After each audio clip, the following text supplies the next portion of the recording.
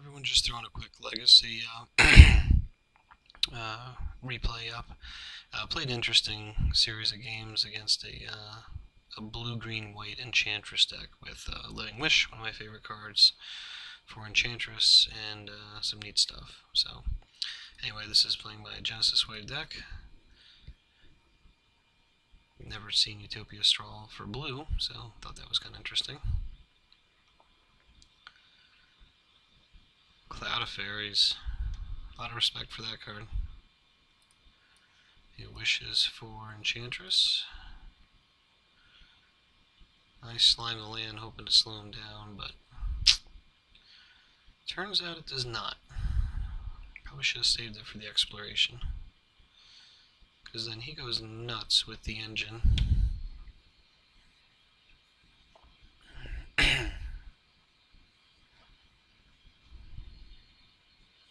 He's got Presence and Enchantress. Goes another Presence. Cloud of Fairies with Sanctum. Now things get pretty crazily out of control.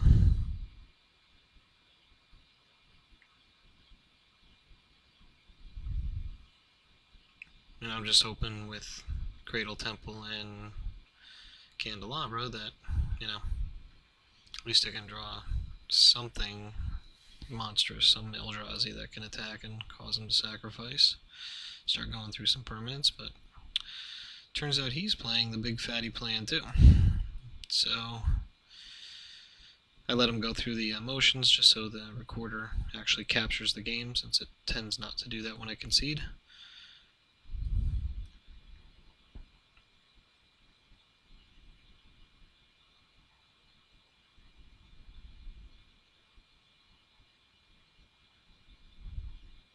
And he returns Emrakul, recast it, gets another extra turn, of course.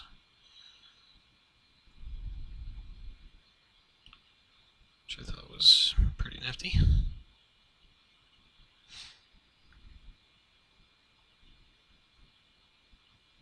At this point I'm just checking out his deck, which seems pretty cool. I like,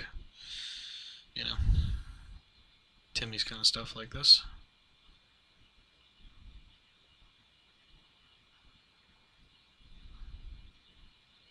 So, that was pretty interesting. I'd never seen blue in Enchantress with this thing, which turns out to be pretty nasty. And of course, the Spaghetti Doom. So, on to round 2 we go.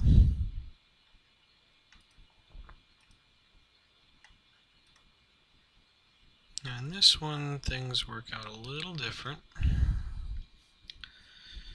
And then I get the somewhat fast start with Hierarch.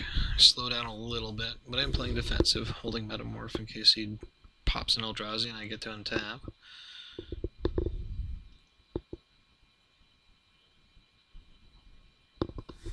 He goes for Tabernacle, which I'm kind of surprised about given he knows I'm playing Cradle, which is the anti-Tabernacle.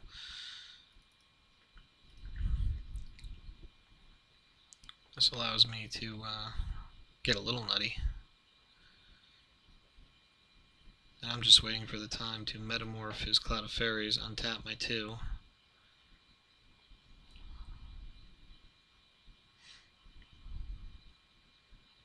When I draw Magus, I go, okay, I'll just wait, because then I can untap him, and yeah, bingo.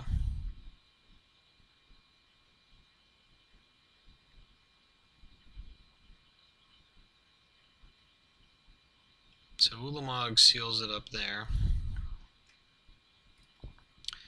Then for game 3, I actually got to cast Genesis Wave and go for the plan A.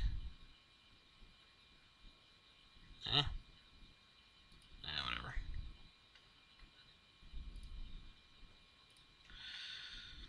So here I've got a pretty nuts opening hand.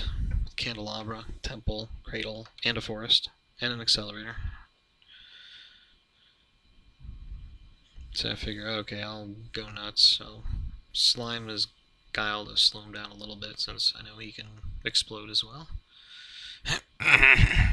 Excuse me.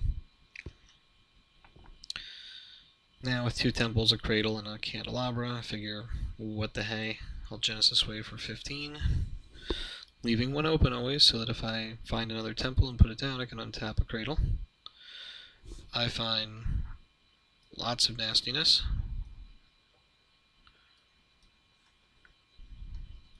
Pause it just for a second. So I found, because the way the combo works, yeah, I mean, you're waving for an obscene amount, but just in case that's not enough, or they have a sweeper or whatever, Witness comes in and picks up the wave. So you get to do it all over again. That's why I always leave 1 mana at least, so I can use any temples I find to untap the cradle and do it again. So I find Emrakul and Kozilek, and at this point it's pretty much over, but for grins and giggles, I wave again, this time for about 30. I think I actually clicked early, thought I'd clicked it all, and left maybe 7 on the table, but like I said, it didn't matter at this point.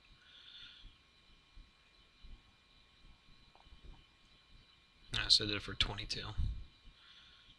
Find a whole bunch of nastiness. I could have repeated it, but I'm out of library, so.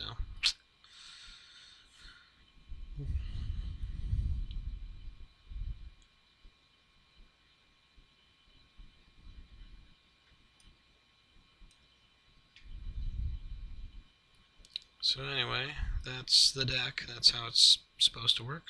You know, Norn plus Fat plus little guys equals you have 1 turn, but yeah, it's a fun deck, so just thought it was a good replay. Thanks for watching.